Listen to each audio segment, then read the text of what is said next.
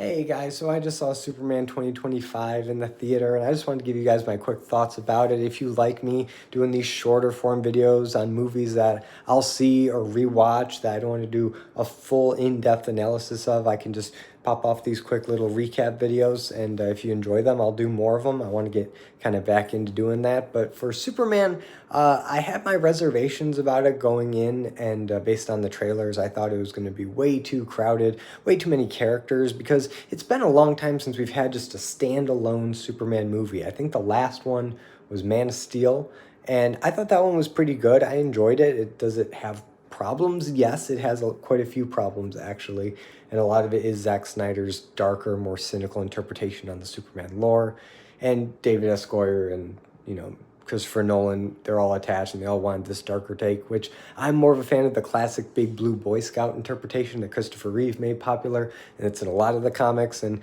this movie does seem to be a return to form for that. David Cornsweet is a great Superman. He's a pretty alright Clark Kent. I wish we had seen more of his Clark Kent interpretation, but as for what I've seen, he's a fantastic Superman. He feels right at home in that campier comic book world.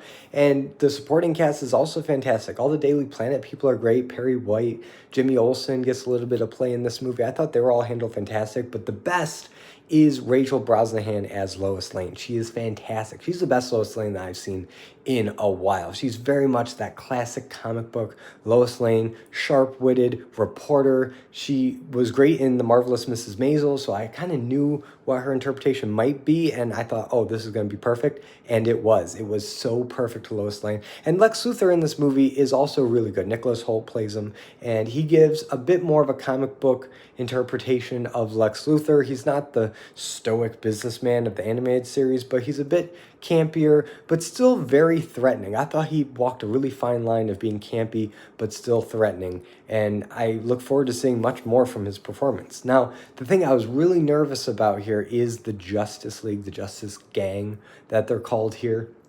And I thought that would make the movie feel overstuffed, but surprisingly, James Gunn knows how to write an ensemble movie. And even though they are in it and they play a pretty decent role in the story, it is still fundamentally a Superman movie. And it definitely feels like a Superman movie. I was afraid this would feel a bit too much like a Justice League movie, kind of like how Batman v Superman was supposed to be a Man of Steel sequel first, and then it just kind of devolved into this Justice League setup movie, and I was afraid that this movie would do the same thing, but surprisingly, it kept the focus on Superman just enough where I'm like, okay, I can give this movie my recommendation, because it didn't get lost in the too many characters, which I was really afraid it would do. So, yeah, those are my thoughts.